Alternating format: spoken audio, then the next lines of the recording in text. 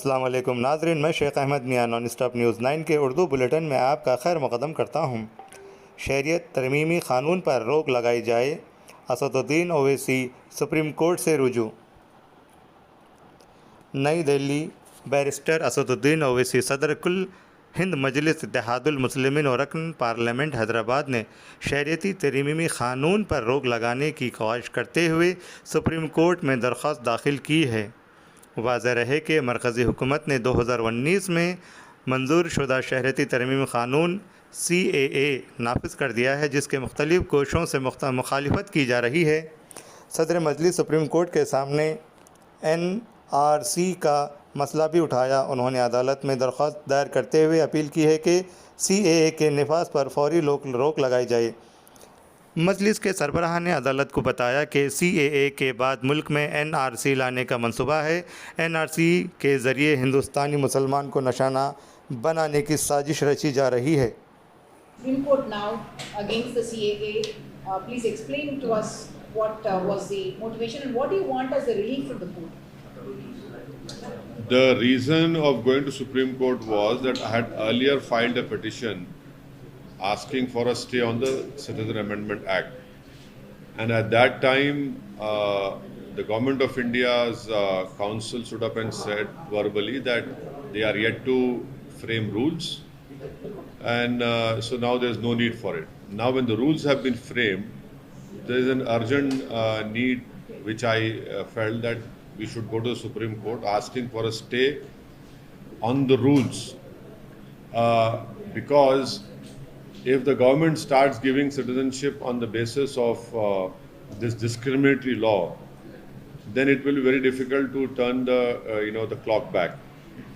And secondly, the whole country knows that in Assam a Supreme Court monitored NRC was done, wherein 19 lakh people names were not included. Now in that you have around about a million names of non-Muslims, wherein we feel that they can be accommodated under the new rules and the new law, and it will be discriminatory on the part of the government to exclude the Muslims. Second important point which we had mentioned, which is drafted by our lawyer Janab Nizam Pasha Sahib, is that the Supreme Court has held that any allurement to conversion of religion is also a crime. Now people who are not Muslims will be given citizenship. That in itself is an allurement on by the government that if you belong to this religion and you don't belong to Islam, then citizenship can be given to you. So these are the two important grounds which our lawyer Janab Nizam Pasha has mentioned, and we have asked. That is why we have gone to Supreme Court, hoping inshallah that the Supreme Court will take a favorable decision in our favor. And the timing of the notification also is something that would have a political impact, you think, on the forthcoming elections? Of course, the government had waited deliberately for 4 long years after passing this unconstitutional law with their brute majority in the parliament. And keeping in mind the Lok Sabha elections, the government took the decision a few days before the dates of the Lok Sabha general elections have to be announced.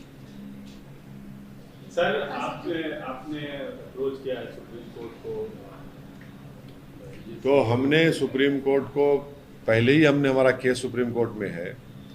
उस वक्त government of India के council ने कहा था कि government of India ने अभी rules नहीं बनाए हैं, तो इसलिए अभी इस पर कोई बहस करना बहुत जल्दी होगा।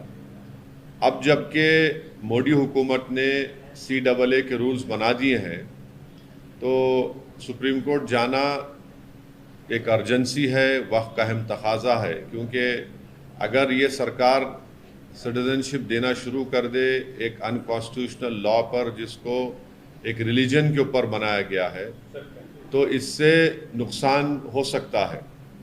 नुकसान ये है कि सुप्रीम कोर्ट मॉनिटर्ड एक NRC आसाम में हुआ जिसमें 19 लाख लोगों के नाम नहीं आए, उसमें से करीब 1 लाख के करीब मुसलमान हैं, बाकी नॉन मुस्लिम्स हैं।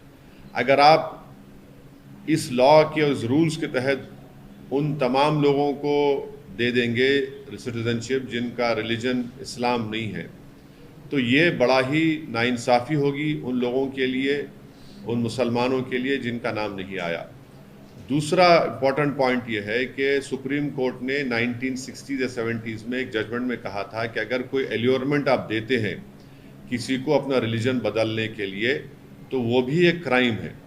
अब ये सरकार ये कह रही है कि अगर आपका रिलीजन इस्लाम है या आप मुसलमान हैं तो आपको सिटीजनशिप नहीं दी जाएगी, अगर आपका रिलीजन इससे हटकर होगा तो हम दे देंगे। तो ये भी एक किस्म का एल्योरमेंट है।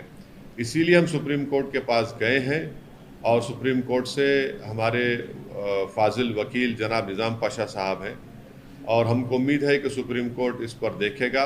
अब देखेंगे सुप्रीम कोर्ट में क्या होता है। सर, आपने जैसे सीए जैसे लागू हुआ तो आपने कहा कि चुनावी फायदा लेने के लिए चुनाव जस्ट आने वाला है, उससे पहले क्या ये आप पे अप्लाई नहीं होता कि आप भी जो डॉक्यूमेंट आपने शो किया तो सुप्रीम कोर्ट को अप्रोच हुए, आज अभी इस वक्त अनाउंसमेंट हो रहा है, चुनाव का ऐलान हो रहा है, उसके ठीक उसी दिन आप भी कर रहे हैं, तो क्या आप भी पॉलिटिक्स नहीं कर रहे? देखिए, मैं एक पॉलिटिशियन हूँ, मैं कोई फिलोसोफर नहीं हूँ, number 1।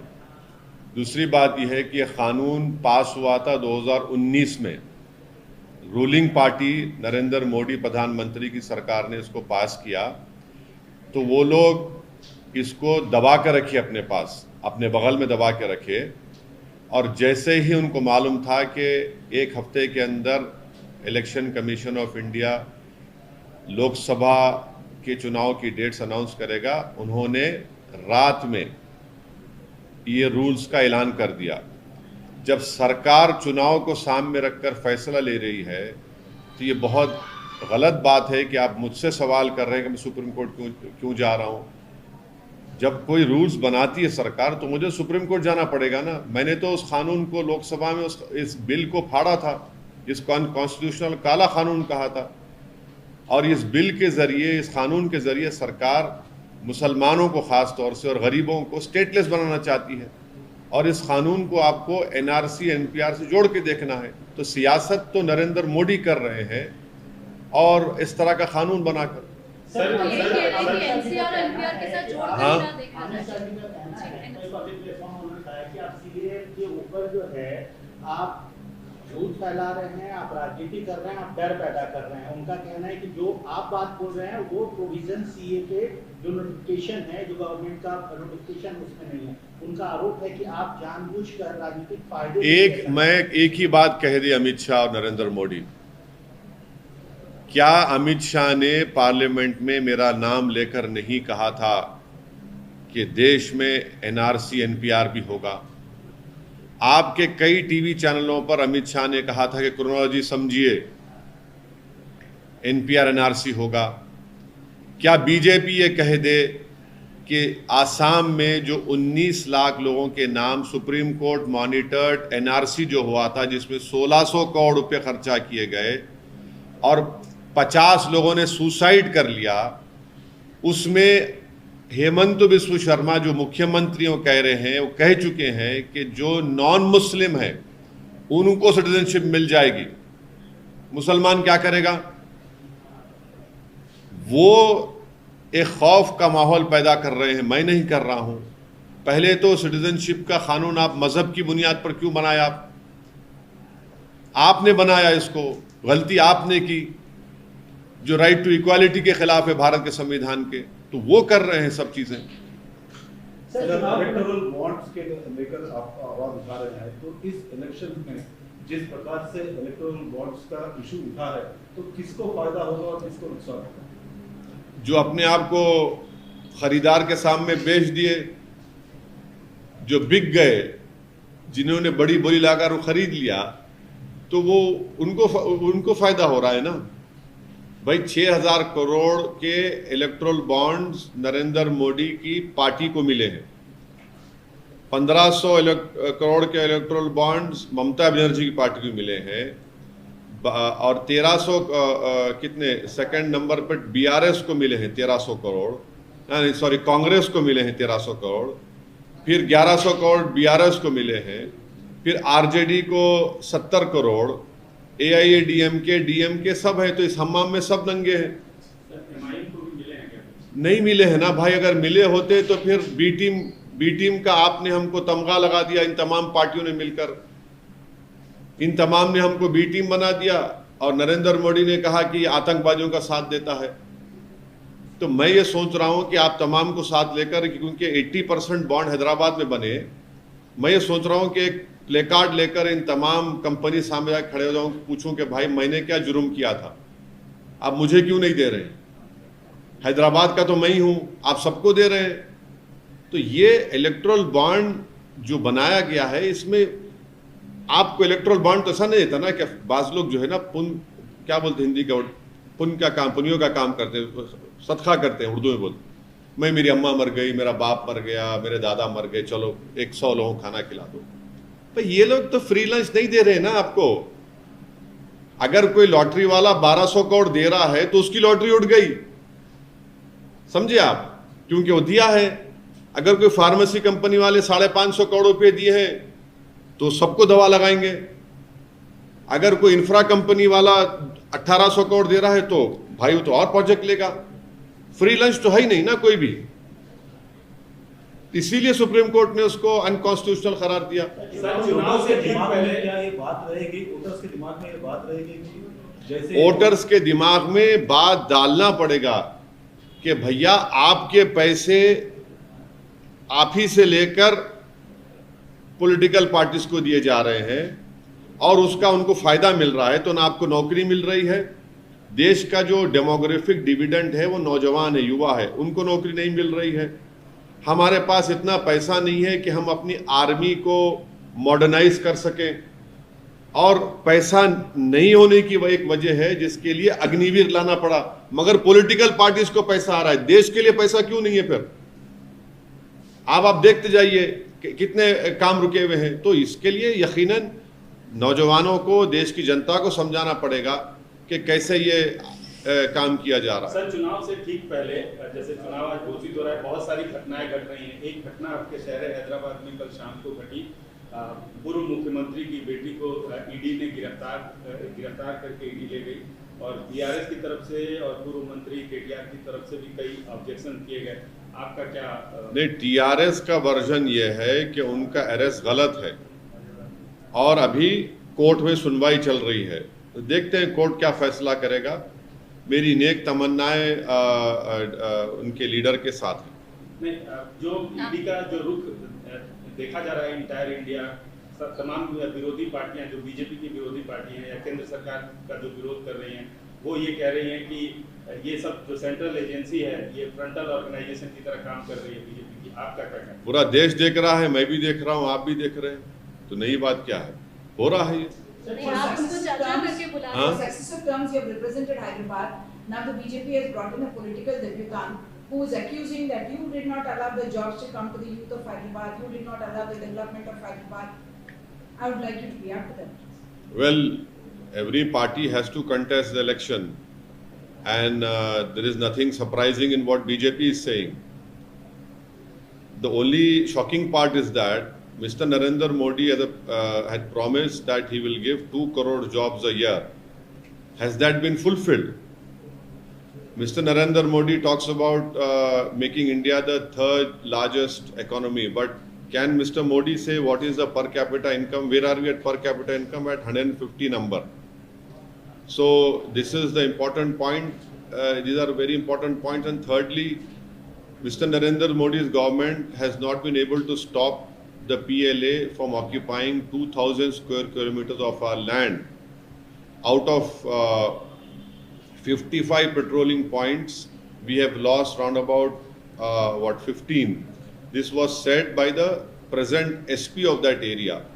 So, and these are the inflation is an issue. Why is it that before elections petrol and diesel prices kind of decreased? Why didn't you decrease it, let us say 3 months before, 4 months before? And it proves my point that this nation requires elections every 6 months.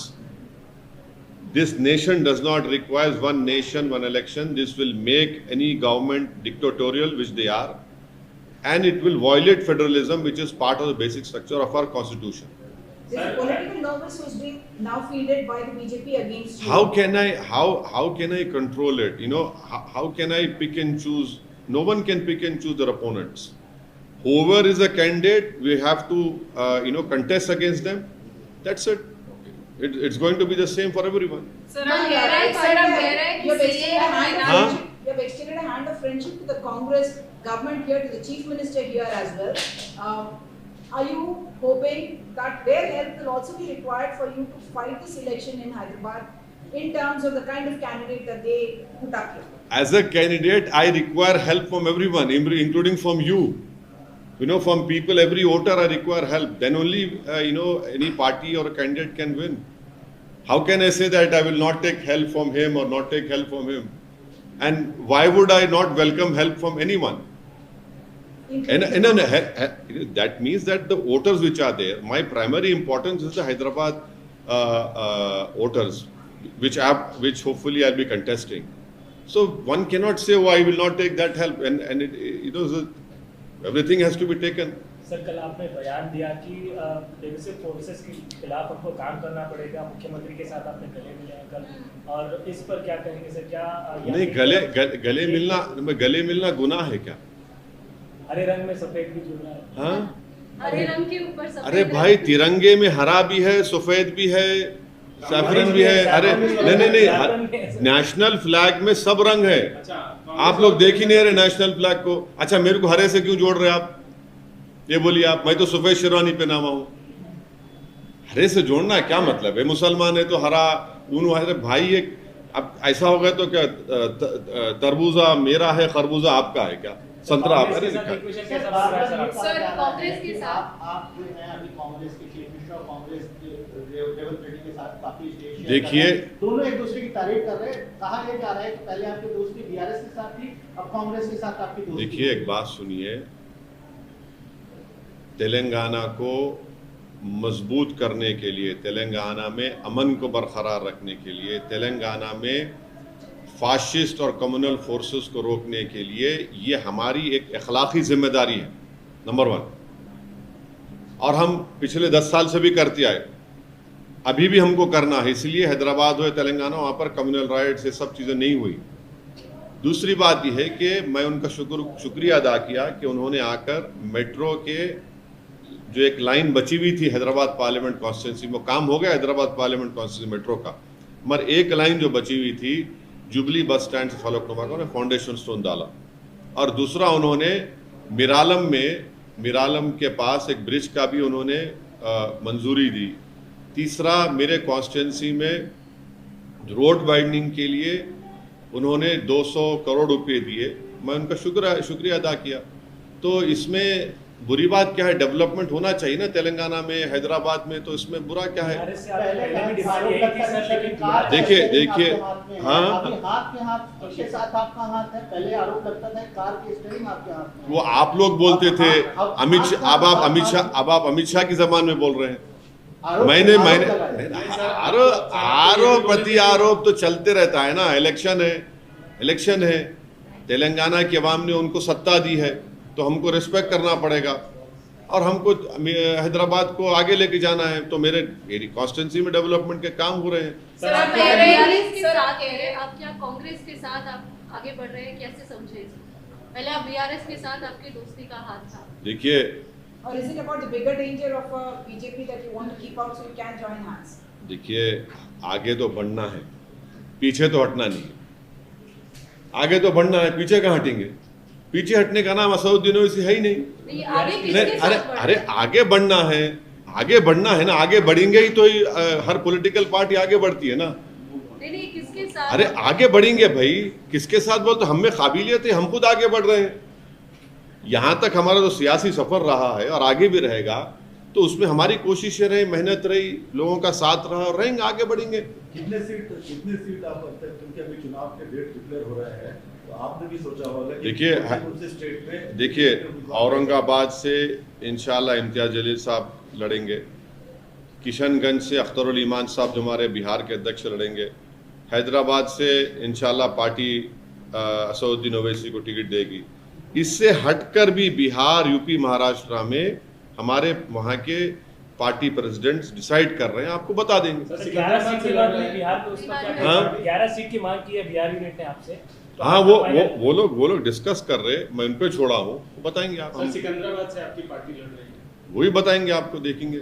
अच्छा sir, आपकी opponent हैं, आपके constituency में काफी घूम रहे हैं, BJP से उनको टिकट मिला है, उनका सीधे सीधे आप पे आरोप है कि आपने ओल्ड सिटी को जानबूझ के पिछड़ा रखा, डेवलपमेंट नहीं किया, यूथ बेरोजगार हैं, ये सारे आरोप वो लगाती चल रही हैं, आपकी कंस्टिट्यूंसी में घूम रही हैं। नहीं, देखिए पॉलिटिकल हम पार्टी के अपोनेंट है, अब जाहिर है अचानक इलेक्शन से पहले आ गए तो कुछ बोलना पड़ता है, तो बोलिए, कोई बात नहीं। आरटीआई डालिए, आरटीआई से मालूम हो जाएगा आपको कितने डेवलपमेंट के काम हुए नहीं हुए।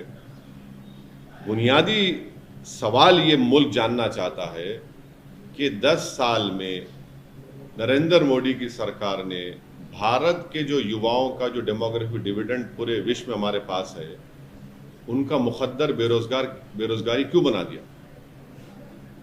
देश ये जानना चाहता है कि इलेक्टोरल बॉन्ड में 6,000 करोड़ रुपए कैसे बीजेपी को मिले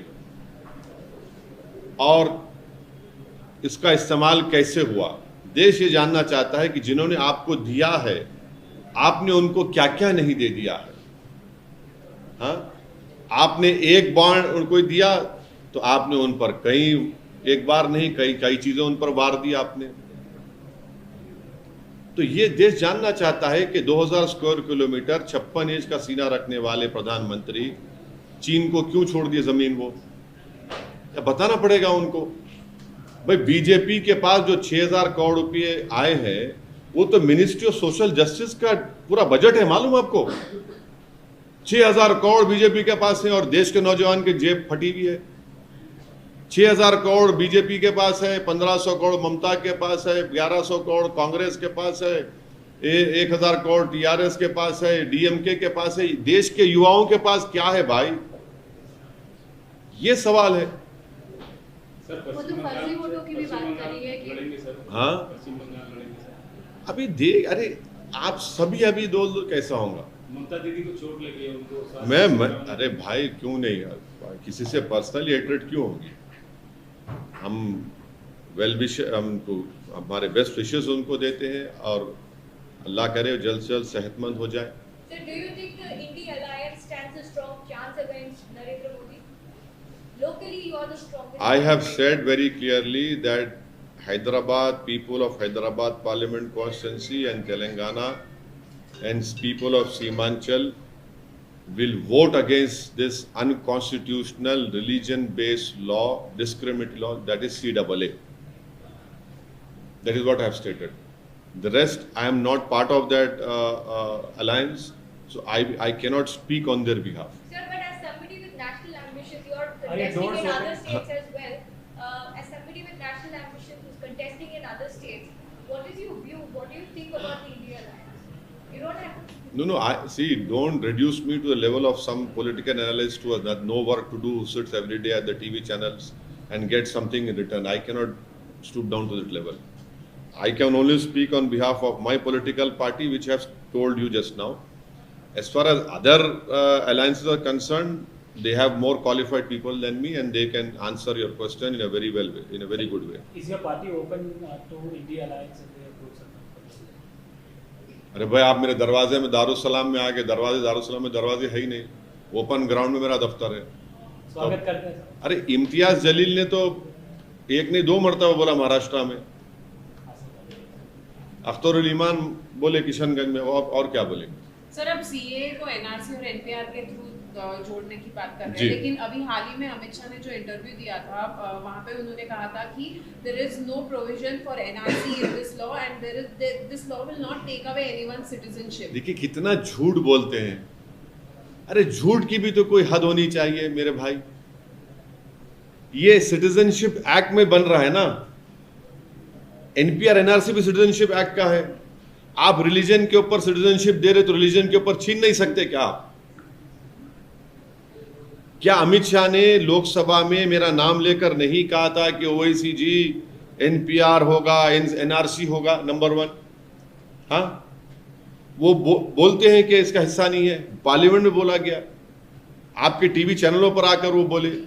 आसाम में 19 लाख लोगों के नाम नहीं आए जो सुप्रीम कोर्ट मॉनिटर्ड एनआरसी हुआ। 1600 करोड़ रुपए खर्चा किए गए, 50 लोगों ने सुसाइड किया।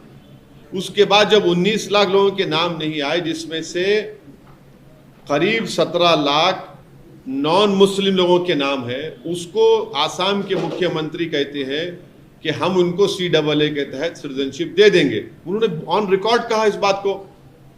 वो जो 1 लाख 1.25 लाख मुसलमान है, वो क्या करेंगे? सर 7 चरणों में चुनाव की बात हो रही है। अभी नहीं मालूम आशीष को, अभी नहीं, अभी नहीं, उन्हें उसमें भी नहीं, अभी नहीं मालूम, मेरे को देखने दो। प्रधानमंत्री नरेंद्र मोदी कुछ ही देर में इंटरव्यू अच्छा सर, हाँ? आपका सीधा सवाल क्या रहेगा सर? क्या प्रधानमंत्री नरेंद्र मोदी इंटरव्यू फेस करने वाले हैं इंडिया को? किससे फेस करने वाले हैं?